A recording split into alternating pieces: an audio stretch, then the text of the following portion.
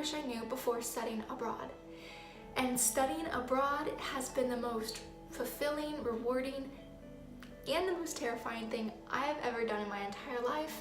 And I wanted to give you some tips of things I wish I knew before studying abroad. So to give you a bit of a background, I am currently studying abroad in Marseille, France at Kaitlyn Business School, and I have been here for a year and a half. My program is officially 2 years, but the last semester is an internship, so I have an internship lined up for next semester. So this is basically my last semester of classes. I have finals next week and the week after, so prayers that they go well. So to start out, I wanted to say, number one thing that I found that I wish I knew, and I kind of had a bit of a background before coming, but let me just say, schooling abroad is so different than from what you're used to back home. I know in France, they give you 2 grades throughout the entire semester. One is group work, and it's worth 40% of your grade. Yeah. Second is worth 60% of your grade, and if you can guess, it is the final. So it can be a bit terrifying, but I've already done 2 semesters, getting through my 3rd. Breathe, deep breaths. But schooling abroad is different, and you should definitely keep it in mind when you're traveling so you don't have a bit of a, whoa, what's going on here? The second thing I wish I knew is that you will not be fluent in a language if you do not practice. And this is kind of like, oh, Kaitlyn, you should know that. Like, practice makes perfect. You know, you need to practice a language, obviously, to learn it. But you think, oh, when coming to France or another country, you think, oh, yeah, I will be speaking that out in the town, maybe with other classmates. But I have found that that is not true. I have taken certain courses in French, and of course I speak French when I go out in the town, but I speak English everywhere else. I speak English in the majority of my classes. Everyone in this dorm that I live with speaks English, and it's like an international dorm.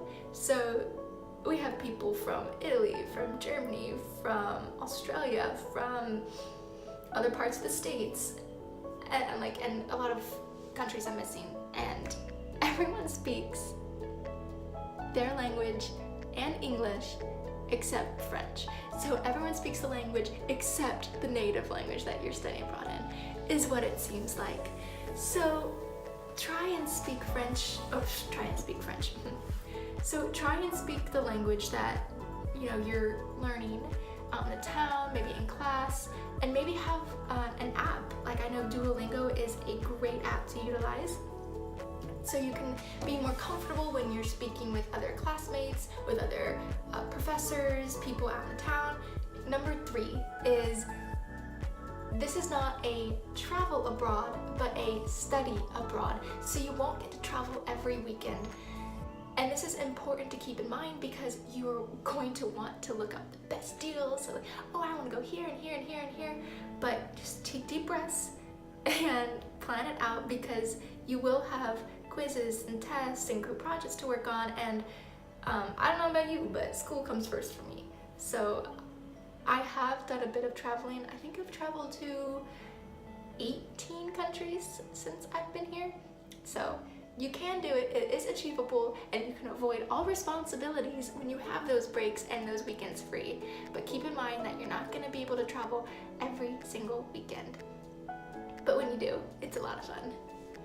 Number 4 is that culture shock is real.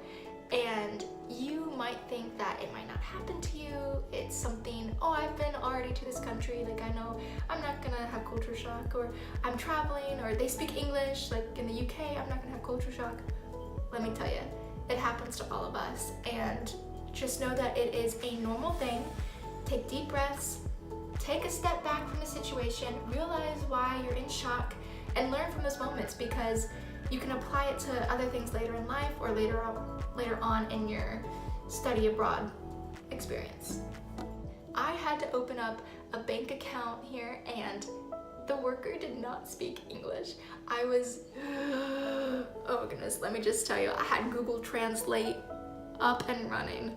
It was a hassle, but I got it done. I figured out I have a bank account here. very useful, I guess, for next semester. And I will say, I tried calling the bank once, and the lady hung up on me. Not the same lady I opened my bank account with. She was nice and patient with me. But I was trying to speak French to this lady, and she hung up on me because I couldn't understand her. I said, I do not understand. Could you speak it slower, please? Or could you speak slowly, please? And she just hung up. I was like, all right, well, I'm not gonna call back to the bank again. Number 5 is that your study abroad friends quickly become your study abroad family. Personally, I've gotten to know a ton of study abroad students because they've been in my classes, I've traveled with them, and you will get to laugh with them, possibly cry with them. You become connected with them and they become a family, and that is such a warming thing to my heart because I know I never have to hesitate if I want to call them and ask them how they're doing.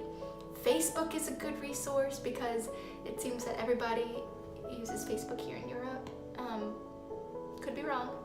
Depending on your country, you could be using something else, but Facebook is a good tool to utilize to keep in touch with others and just to catch up if you've studied abroad in the past and want to connect again with your study abroad family. Number 6 is know what classes you're going to take abroad and what classes they transfer back to at your home university. Speaking from personal experience, I've had trouble with transfer credits because advisors like to say one thing, but then they mean another. And you want to have those documents signed and ready so you do not have these problems in the future because you want those degree requirements. You don't want to take a class and not get credit for it. Number 7 is kind of a sad one, but I want to say that you will feel lonely at times, but that's okay. Everyone feels lonely, and especially when you're studying abroad in a different country with new people that you don't necessarily know right off the bat, you might get a little homesick and you might get a little lonely, but that really is okay. Just keep in mind that everyone else is experiencing the same thing that you're going through, and your loved ones back home are probably eager to hear updates on your study abroad experience, so don't hesitate to call them either. Number 8 is talk to someone who's studied abroad before. You could talk to, I know my school does study abroad ambassadors, and we have a list of people who have studied abroad in this particular program in this particular country for how long, and you get their contact details and you can send them a message on, what the best things to do in the home country, best places to travel to maybe, places to eat. And if you have that insight, you'll feel more confident leaving, and maybe you can give tips to other students who are studying abroad with you. So number 9 is start saving now.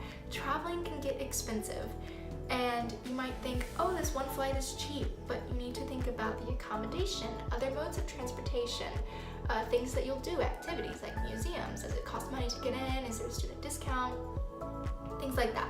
So make sure you start saving now, you budget your money, and you'll have a great time. And let me tell you, every penny that you spend traveling is worth it. It is such a wonderful experience being able to travel and experience different cultures, foods, traditions maybe. So keep in mind that, it might be a little knife to the heart there with the money flying away, but it's worth every penny. And lastly, packing is the hardest thing to do. Start packing now because you will be rushed if you wait, and you'll forget the basics and take the unnecessary. We don't need 10,000 pairs of shoes with us. We just need basics. Think minimalistic. You're going to need to think of the size of your suitcase, the weight of your suitcase, because you can only, I think it's 50 pounds that you're able to check a luggage, otherwise you'll have to pay more. So also think about things that you'll buy while abroad. So you want to maybe have some space in your suitcase to take things back with you.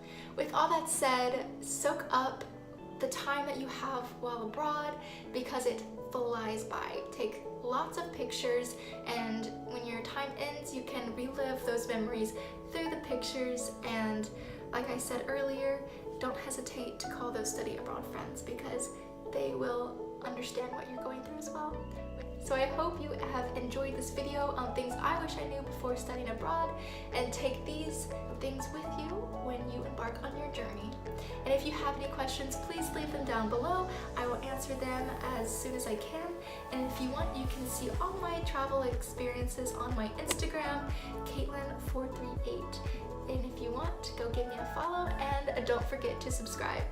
Thank you guys, and see you real soon.